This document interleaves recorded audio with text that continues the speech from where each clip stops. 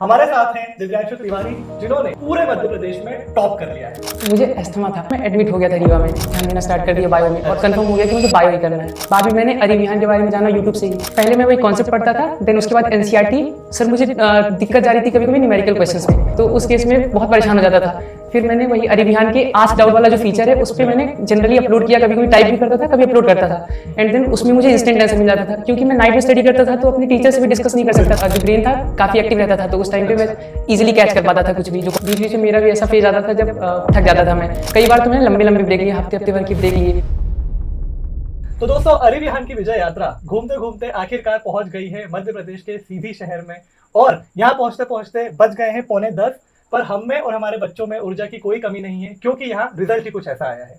हमारे साथ हैं दिव्यांशु तिवारी, जिन्होंने क्लास 12 में 96.8% लाकर पीसीबी स्ट्रीम में पूरे मध्य प्रदेश में टॉप कर लिया है। तो आज हमारे साथ हैं दिव्यांशु, हम उनसे कुछ बातें करेंगे और जानने की कोशिश करेंगे कि कैसी रही उनकी तैयारी, क्या है उनकी कहानी, ताकि हम भी उनसे सीख पाए और जो हमारे आने वाले बच्चे, 12वीं में नए आए हुए बच्चे जो इसे देख रहे हैं, वो भी सीख के उसे अपनी तैयारी में उतार कर ऐसा ही कुछ रिजल्ट ला पाए। तो दिव्यांशु, तो सबसे पहला सवाल तो मेरा आपसे यही रहेगा कि पूरे स्टेट में, हमारा इतना बड़ा मध्य प्रदेश है, उसमें टॉप करके अपनी स्ट्रीम में कैसा लग रहा है? मुझे बहुत खुशी हो रही है। जब से टॉप किया उसके बाद से जो कांग्रेचुलेशंस और रिलेटिव्स आके मिल रहे हैं ना, तो वो और भी थोड़ा मेरे प्लेजर को बढ़ा रहा है। बिल्कुल बिल्कुल, तो ये तो लोग मिलेंगे ही, क्योंकि इतना बड़ा अब आपने काम करके दिखाया है कि सभी एकदम उत्सुक है जानने के लिए कि कैसे किया, और बिल्कुल लोगों का मिलना तो बना ही रहेगा। तो आज तो फिर भी कुछ समय हो गया है, जब आपको सबसे पहले आपने रिजल्ट कैसे देखा उसकी कहानी थोड़ी बताइए, और फिर क्या रिएक्शन थे आपके, और जब आपने अपने घर वालों को बताया तो उनके। जब रिजल्ट का टाइम तो कुछ कंफर्म नहीं था, वो डेट उस दिन 10 PM और 10 AM और शाम का 5 PM भी। तो ऐसा था कि पहले हमारी सरकार ने बताया कि 5 बजे रिजल्ट आएगा, बट रात में उन्होंने बताया कि नहीं, सुबह 10 बजे आएगा। तो मुझे कंफर्म नहीं था, तो सुबह जब 10 बजे तो मेरे चाचा ने फोन किया मुझे रिजल्ट पूछने के लिए कि तुमने देखा या नहीं देखा। तो वही मुझे कंफर्म नहीं था, तो मैंने कहा शायद 5 बजे आएगा शाम को। उन्होंने कहा नहीं, आ गया है, तुम रोल नंबर दे दो, मैं चेक करके बताता हूँ। तो मैंने जब उन्हें अपना रोल नंबर शेयर किया तो उन्होंने चेक करके मुझे बताया कि तुम्हारे 96.8% थे। क्या बात। तो उसके बाद मुझे तो खुशी मिली, उन्होंने कहा कि बहुत अच्छे हैं।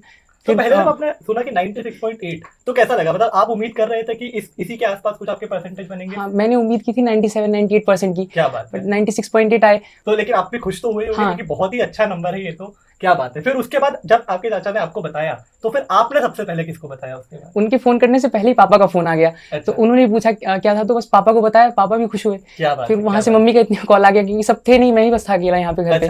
तो एक एक करके फोन आ रहा, हाँ सबके कॉल आ रहे थे और मैं अटेंड किए जा रहा था। बहुत अच्छा लगता है। आपका परिवार तो आप पे गर्व महसूस कर ही रहा है, हम सब भी गर्व महसूस कर रहे हैं, क्योंकि यहाँ पर आपकी जो कहानी है वो हमारी, जो हम शिक्षा क्रांति लाना चाहते हैं कि हर गांव से टॉपर निकले, छोटे शहरों से भी हमारे बच्चे पढ़ के आगे निकले, अपना भविष्य और उज्जवल करें, वो यहाँ पर होता हुआ दिखाई दे रहा है, और आपकी मेहनत ने ये कर दिखाया है। जो बदलाव हम लाना चाह रहे हैं वो अब आता हुआ दिख रहा है, और ये हमारे लिए इसलिए बहुत ही खुशी की बात है। तो अब थोड़ा सा आपकी कहानी को और अंदर घुस कर जानते हैं। तो आप सबसे पहले तो बताइए कि आपने जैसे पीसीबी स्ट्रीम में टॉप किया है, तो आपने बायोलॉजी क्यों लिया था? बायोलॉजी में आपका इंटरेस्ट कैसे आया?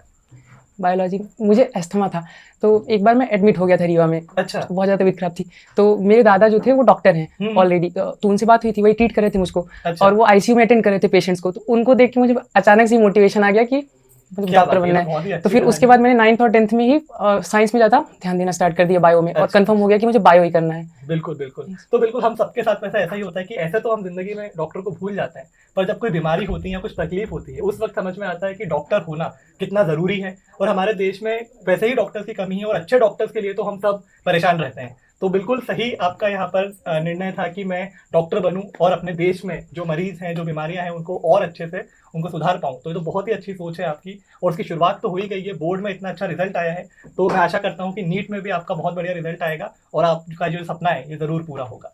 तो बायोलॉजी आपने लिया, फिर अब हमारे बच्चों को आप बताइए कि बायोलॉजी ले लिया, उन्होंने भी आपको आपकी तरह ही बायोलॉजी ले लिया है, पर यह सब्जेक्ट काफी मुश्किल है, कई बच्चों को याद करने में बड़ी परेशानियां आती हैं। तो आपका क्या तरीका था बायोलॉजी को पढ़ने का? पहले तो अपना वही यूट्यूब से थ्योरी लेक्चर करता था शुरू में, बाद में मैंने अरिविहान के बारे में जाना यूट्यूब से ही। तो मैंने उसके ऐप को इंस्टॉल किया, और वहाँ पे सूरज सर और अंकुश सर के लेक्चर्स मैंने देखने स्टार्ट किए। तो पहले मैं वही कॉन्सेप्ट पढ़ता था, देन उसके बाद एनसीईआरटी एंड देन मेरे पास कुछ बुक्स थी जिनसे मैं ऑब्जेक्टिव क्वेश्चंस अटेम्प्ट करता था। अच्छा, तो ये कौन सी बुक्स हैं, आप हमारे बच्चों को उनका नाम बताइए ताकि अगर, और ये जो ऑब्जेक्टिव क्वेश्चन की आप बात कर रहे हैं, ये आपने बोर्ड के लिए कर रहे थे या फिर ये आप नीट के लिए इसको साथ साथ में करते जा रहे मैं थे? नीट के लिए कर रहा था साथ अच्छा, साथ। और बोर्ड के लिए अगर आप क्या बताना चाहेंगे कि एनसीईआरटी की जो बुक थी वो आपने पूरी अच्छे से याद कर ली थी? हाँ, मैंने बहुत अच्छे से याद की थी एनसीईआरटी, क्योंकि वो नीट में भी इंपॉर्टेंट था और अल्टीमेटली बोर्ड में भी इंपॉर्टेंट था, क्योंकि पूरा पेपर ही वही एनसीईआरटी बेस्ड था। बिल्कुल बिल्कुल। और जो बहुत मुश्किल मुश्किल नाम होते हैं बायोलॉजी में, वो आप कैसे याद रखते हैं? जो नाम मुझे नहीं याद होते थे तो मैं यहाँ पे चिपका लेता था अपना, और फिर क्या उसके बात बाद बस सोने से पहले 2-3 बार उसको रिपीट करता था। जनरली याद हो जाते, जल्दी हो जाते थे मुझे। तो जैसा कि आप देख पा रहे हैं, जैसा कि उन्होंने बताया कि कोई भी अगर मुश्किल शब्द है तो उसे याद करने का यही तरीका है कि आप उसे बार बार देखें, बार बार सुने, बार बार पढ़ें। और इसीलिए दिव्यांशु ने हर जगह यहाँ पर लगा रखे हैं, जैसा कि आप देख सकते हैं। इनफैक्ट यही वो जगह है जहां पर दिव्यांशु बैठ के अपनी पढ़ाई किया करते थे। साल भर आपने यहीं बैठ के पढ़ा हाँ, है यहीं पे। और लगातार पढ़ा है, इसलिए आज इनका ये रिजल्ट आया है। तो दिव्यांशु, एक जो धारणा जरूर होती है बच्चों के बीच में, जो कि कभी कभी सच भी होती है, कि जो लोग बायोलॉजी लेते हैं उनको फिजिक्स, जो भौतिक शास्त्र है, वो बहुत कठिन लगता है। तो क्या आपके भी ऐसा ही कुछ केस है? आपको फिजिक्स कैसा लगता है? मुझे फिजिक्स बहुत ज़्यादा टफ नहीं लगता था। मुझे मतलब फिजिक्स के कॉन्सेप्ट पढ़ने में बहुत ही अच्छा लगता था। फिजिक्स कॉन्सेप्टली बहुत अच्छी सब्जेक्ट होती है, बिल्कुल। तो मैं पढ़ा करता था फिजिक्स। तो जनरली जो डेरिवेशन पार्ट रहते थे और थ्योरी पार्ट रहती थी, वो मैं यूट्यूब से देख के और फिर खुद भी प्रैक्टिस करके उसमें मैं मास्टर हो रहा था धीरे धीरे। हाँ। सर, मुझे दिक्कत जा रही थी कभी कभी न्यूमेरिकल क्वेश्चंस में।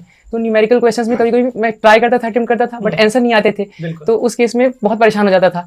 फिर मैंने वही अरिविहान के आस्क डाउट वाला जो फीचर है, उस पर मैंने जनरली अपलोड किया, कभी कभी टाइप भी करता था, कभी अपलोड करता था, एंड देन उसमें मुझे इंस्टेंट आंसर मिल जाता था। क्योंकि मैं नाइट में स्टडी करता था तो अपने टीचर से भी डिस्कस नहीं कर सकता था उस टाइम पे। तो वही आस्क डाउट फीचर ने मुझे बहुत ज्यादा हेल्प की उस टाइम पे। ये तो बहुत ही खुशी की बात है। हम जितने टॉपर से मिल रहे हैं, ज्यादातर यही जानने को मिल रहा है कि जब वो रात में खास करके पढ़ाई करते थे और कोई टीचर उस वक्त अवेलेबल नहीं होते थे, तो उन्होंने आस्क डाउट का खूब जमकर इस्तेमाल किया है और ये उनके रिजल्ट में बहुत बहुत मददगार भी साबित हुआ है। तो एक बार और ये जानने को मिला तो हमें बहुत बहुत खुशी हुई।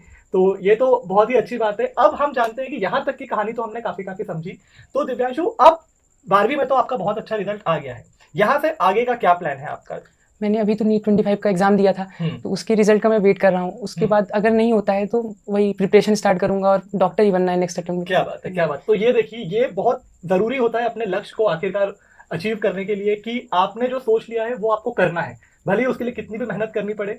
और दिव्यांशु का भी यही सपना है जो उन्होंने फाइनल कर लिया है कि अब उन्हें डॉक्टर बनना है और उसके लिए वो पूरी मेहनत करने के लिए तैयार है। और डॉक्टर बनने की जो उनकी प्रेरणा है, उसकी कहानी भी बहुत ही ज्यादा इंटरेस्टिंग है, जो हमने सुनी कि वो उनको खुद जब बीमारी हुई तो उन्होंने इसके जो इंपॉर्टेंस होती है, डॉक्टर का जो महत्व है, वो समझा उसे, और अब वो डॉक्टर बन के पूरे देश की मदद करना चाहते हैं और हेल्दी होने में, स्वस्थ होने में। तो दिव्यांशु, ज्यादातर जब मैं बच्चों से बात करता हूं तो वो हमसे यही पूछते रहते हैं कि आप हमें रूटीन बता दीजिए, ये बता दीजिए कि मैं कब पढ़ूं, कितना पढ़ूं। ये जो है, हम तो उनको एक जवाब देते ही हैं जो उनके लिए सही होता है, पर अगर जो टॉपर है वो खुद अपना रूटीन बताए और अगर हम, हमारे जो कुछ बच्चे हैं वो उसको फॉलो कर पाए, तो ये उनके लिए बहुत मददगार साबित हो सकता है। तो आप बताइए अपना रूटीन। पहले तो आप ये बताइए कि आपकी दिन का रूटीन क्या है, दिनचर्या क्या रही है, खासकर जब एग्जाम थी। और फिर ये बताइए कि आपका साल भर का रूटीन कैसा रहा, कि पहले आपने किस महीने से कैसे पढ़ाई करी और आखिरी में उसे कैसे बढ़ाया। तो पहले दिनचर्या के बारे में बात करते हैं। कब उठते थे, कब पढ़ते थे, क्या आप कुछ और हॉबीज पे भी ध्यान देते थे अपनी, वो जरा हमारे बच्चों को बताइए। मैं अपना डे जनरली मैंने अप्रैल से ही 11th एग्जाम के बाद मैंने स्टार्ट कर दिया था अपना 12th की प्रिपरेशन। अप्रैल से ही? हाँ, अप्रैल से ही। तो मैं 7:30 बजे उठता था और 9:30 से पढ़ने बैठ जाता था। तो फर्स्ट शिफ्ट में मैं 10:30-11 बजे तक तो पढ़ता था। तो जनरली मैं पहले फिजिक्स अटेम्प्ट करता था, क्योंकि उस टाइम पे मेरा जो ब्रेन था काफी एक्टिव रहता था, तो उस टाइम पे मैं इजीली कैच कर पाता था कुछ भी जो कॉन्सेप्ट होते थे। इसके बाद फिर वही लंच वगैरह लिया और उसके बाद नेक्स्ट शिफ्ट में बैठा, तो वो शिफ्ट मेरी लंबी रहती थी, 4-4:30 तक। जनरली जो बच्चे होते हैं उनका ये भी डाउट रहता है कि सर लंच करने के बाद नींद बहुत आती है, तो आपके केस में ऐसा नहीं होता था कि आप लड़ाई करते थे और फिर पढ़ते रहते थे अगर नींद आती थी तो भी? सर, नींद आती है लेकिन उसको अवॉइड ही करना पड़ता है। मैं तो चल चल के पढ़ता था, जब नींद आने लगती थी तो चलना स्टार्ट कर देता था। तो उससे भी बहुत ही अच्छी बात है। जनरली क्योंकि नींद आती है तो पहला ख्याल तो ये आता है कि चलो 5 मिनट सो लेता हूं। वो 5 मिनट कब आधे घंटे हो जाते हैं, ऐसा नहीं करना है। यहाँ पर देखिए कितना एक जो मुश्किल जो डिसीजन है वो यहाँ पर लिया है कि आसान तो ये है कि चलो 5 मिनट लेट लेता हूँ, लेकिन उन्होंने बोला कि मैं चल के पढ़ना शुरू कर देता हूँ ताकि फिर तो नींद कैसे ही आएगी। तो ये ऐसे आपने लड़ा। तो फिर दोपहर में लंच के बाद आप बैठते थे और फिर लंबा मेरा सेशन रहता था। और पहले आप फिजिक्स कर लेते थे और उसके बाद फिर जो केमिस्ट्री, बायोलॉजी फिर पढ़ते थे, और फिर उसके बाद रात में फिर से पढ़ते थे, या फिर आप दोपहर वाला जो सेशन है उसके बाद फिर कुछ और करते थे, हॉबीज पे ध्यान देते थे, या फिर आप सिर्फ पढ़ाई ही करते थे? नहीं, बस वही पढ़ता था। उसके बाद फिर 6 बजे तक मैं थोड़ा ब्रेक लेता था, इधर उधर घूमा बाहर, थोड़ा हवा में पार्क वगैरह गया। उसके उसके बाद फिर नेक्स्ट सेशन 7 से मैं स्टार्ट कर देता था। तो 7 से बस 10 तक वही अपनी क्लासेस की यूट्यूब से, जो अरीविहान से भी की, और नीट की भी प्रिपरेशन कर रहा था, तो वो भी टाइम पे करता गया। बिल्कुल। और फिर बस वही नाइट में अपना वही जो दिन भर पढ़ा तो उसका एक बार रिवीजन करता था। बिल्कुल। तो यहाँ सीखने वाली कई बातें हमें इससे जानने को मिली है। पहला तो ये कि यहाँ पर दिव्यांशु ने अप्रैल से ही पढ़ाई चालू कर दी थी। एक जनरली जो है धारणा ये भी रहती है बच्चों के मन में कि हम मई से शुरू कर लेंगे, कुछ सोचते हैं अरे जून से कर लेंगे, जुलाई से कर लेंगे, अभी तो बहुत टाइम है। लेकिन अगर आप टॉपर बनना चाहते हैं तो टॉपर से ही सुन लीजिए कि आपको अप्रैल से ही शुरुआत कर देनी है। मान लीजिए अप्रैल निकल गया है तो मई या जून से तो शुरुआत करनी ही है। हमें बिल्कुल भी नहीं सोचना है कि हम बाद में पढ़ लेंगे, क्योंकि आखिरी वक्त में हमें पता चलता है कि एक एक दिन कितना महत्वपूर्ण होता है। तो इसीलिए जैसे कि दिव्यांशु ने अप्रैल और मई से ही पढ़ाई शुरू कर दी थी, वैसे ही आप भी कर सकते हैं, क्योंकि अरीविहान पे 2026 की उन्नति बैच भी लॉन्च हो चुकी है। तो इसलिए बिल्कुल भी समय अपना जो है जाया ना करें और उन्नति बैच भी ज्वाइन कर लें। तो यहाँ पर और जो रूटीन से हमें जानने को मिला वो ये कि कैसे दिव्यांशु ने इस चीज का यूज करा कि अगर फिजिक्स उन्हें थोड़ा टफ भी लगता है तो वो सुबह जब उनका माइंड सबसे एक्टिव है तब उसकी पढ़ाई कर लें। तो बहुत ही ध्यान से आपको अपना रूटीन आपके हिसाब से बनाना होगा और उसे कंसिस्टेंटली फॉलो करना होगा। क्या आपके पूरे साल भर की जर्नी में कभी ऐसा हुआ कि बीच में थोड़ा सा मन उठ रहा हो, क्योंकि कभी कभी हमारा मन थकने लगता है, तो आपको ऐसा लगा हो कि कुछ महीने आपके डाउन गए थे, या फिर आप पूरे साल कंसिस्टेंट रह पाए? नहीं, मैं पूरे साल कंसिस्टेंट तो नहीं रह पाया।